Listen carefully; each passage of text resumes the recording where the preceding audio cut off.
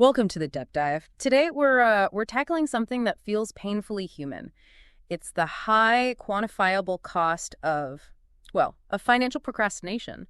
We're jumping into a really fascinating stack of sources that zeroes in on this one specific pattern of avoidance, and it reveals exactly how expensive it gets when we wait to fix our bad credit. That's right. And the sources we have, they highlight this really profound behavioral choice. The choice between seeking a high-cost remedy when you're already in trouble versus seeking a low-cost cure through proactive credit repair. A remedy versus a cure. I like that framing. Yeah, and our focus is this stunning data snapshot from 2006. And I know what you're thinking, 2006 sounds old, but it provides this perfect, timeless illustration of the massive penalty for waiting until the last minute. So our mission today really is to unpack that shockingly steep penalty. We want to show you, the listener, exactly why investing a tiny amount of time and money in prevention can save you, well, tens of thousands of dollars in the long run. And this procrastination, it doesn't really stem from ignorance. The sources suggest it's driven by what they call the ego factor. It's human nature to want help when we're drowning, right? But our ego often stops us from even admitting we're treading water until we're, fully submerged. That's the key reluctance, isn't it? We wait. We wait until we're in serious trouble before we confront the issue. And by that time, as the source materials point out, the only help left is very, very expensive and sometimes too late. Exactly. That initial friction, that reluctance to just acknowledge a financial failure, that's what accelerates the cost of the eventual solution. It's like having a small leak in your roof. Mm-hmm. You ignore the drip. Your ego is safe because you haven't admitted there's a problem with the house. But then the ceiling collapses, and suddenly you need this immediate, expensive structural remedy. The problem didn't go away. It got exponentially worse while you were waiting. Yeah, that first step, admitting the failure, admitting the lack of control, that seems to be what pushes people toward these reactive, expensive loans instead of the proactive, cheaper repair. Okay, so let's see what the numbers say about this. Let's look at how the public actually prioritized remedy over cure back in late 2006. The search data from that time, it really gives us a telling snapshot of desperation versus discipline. When you analyze the specific searches documented in the source, it's just crystal clear that the public was focused on treating the symptom of bad credit, not the cause. Okay, let's start with the immediate need, the symptom. According to Yahoo's search data for December of 2006, the search term bad credit loan got over 100,000 individual searches. 100,000. These are people looking for cash, and they need it yesterday, despite their credit history. Right. But here's the disconnect. What about the searches for the actual fix, for bad credit repair? Well, that number came in at just shy of 5,000 people. Wow. So 100,000 versus 5,000, that's already a 20-to-1 ratio favoring the Band-Aid over the surgery. But the imbalance gets worse, doesn't it? Oh, it does. The author of the source material, he aggregated all the search terms related to these high-cost remedies. So everything from personal loans to specialized car financing. For people with poor credit. Exactly. And that cumulative number, it soared past 500,000 individuals, 500,000 people seeking an expensive fix.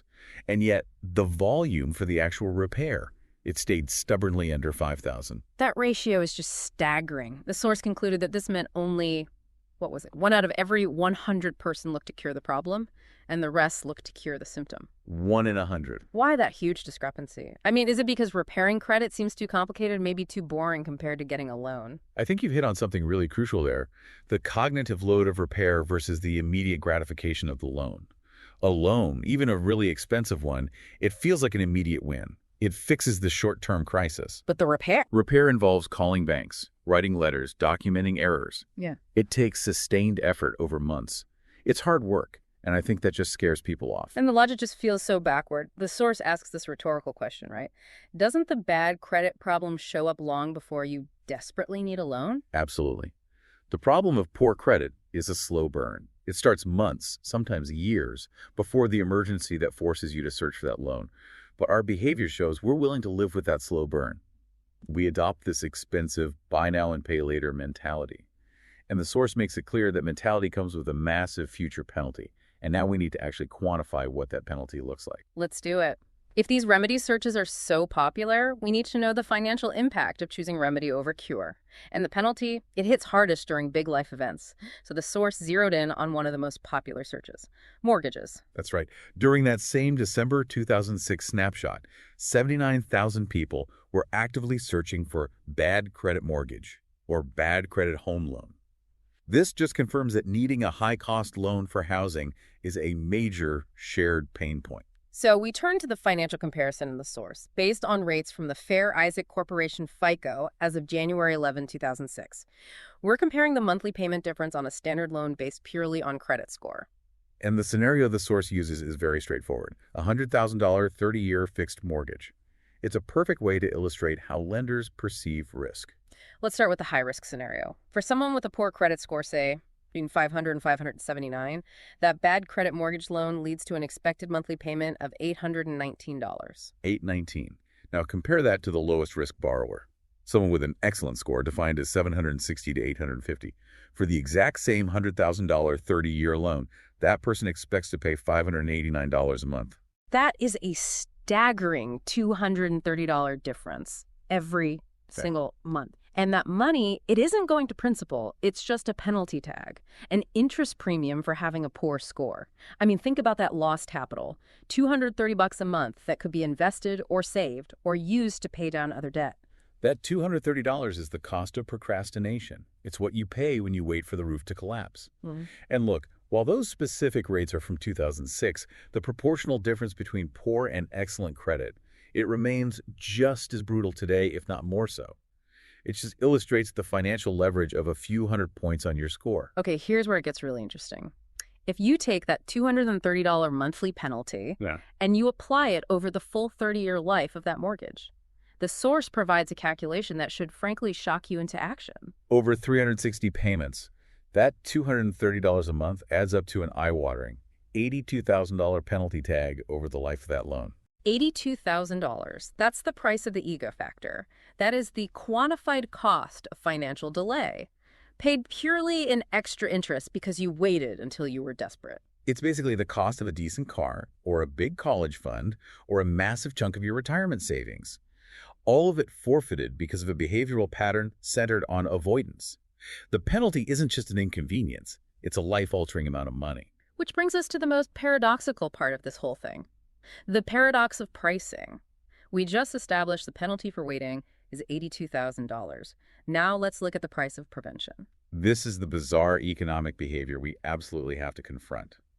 The sources point out that help for bad credit repair books, tapes, ebooks, even affordable one-time consultations was and still is readily available, and it costs, much, much less than that eventual penalty.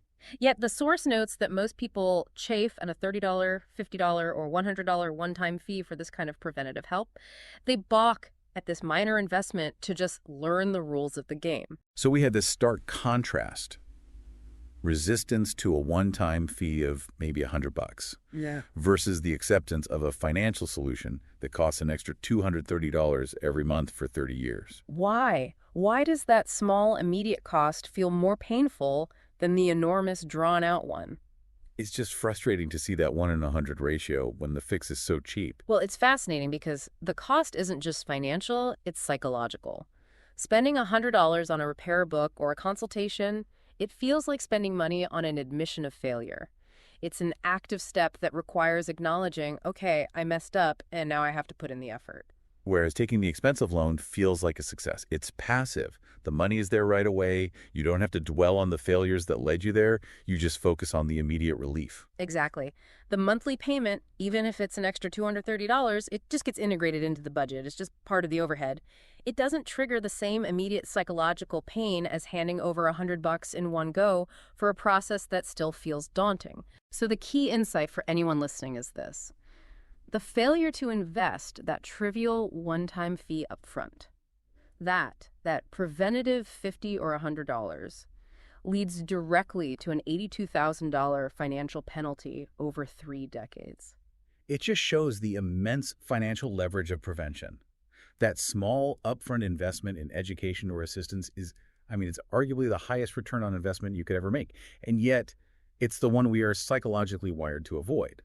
The solution is available, it's affordable, but it requires confronting the reality of your situation, which the ego resists. So this deep dive has made one thing abundantly clear. Financially, we often prioritize immediate comfort over long-term solvency. The data speaks for itself. We prefer the expensive treatment that gives immediate relief to the affordable inoculation that requires patience and hard work. Okay, so let's summarize the core lesson here. You have the numbers now, you know the behavioral pattern. If you are struggling with poor credit, the source material urges you to immediately shift your focus. Place your attention, your resources on bad credit repair. And critically, do not let the search for an expensive loan, a bad credit mortgage, a high-interest auto loan, whatever, don't let that consume all your focus. That is the symptom treatment that costs you $82,000 in the end. The cure is the repair, and the cost of the repair is, well, it's almost negligible by comparison. The insight is simple. Don't dodge the problem. Dodging it just makes the eventual solution $82,000 more expensive. And in closing, we'll leave you with a quote that the author of the source shared. It's from Admiral William F. Halsey. He said, "All problems become smaller if you don't dodge them, but confront them." A perfect call to action. So here's our final thought for you to mull over. Given that quantified $82,000 penalty tag, how much of that one-time $30 to $100 credit repair cost represents the single most critical high-leverage investment you could ever make in your future? That's the real question.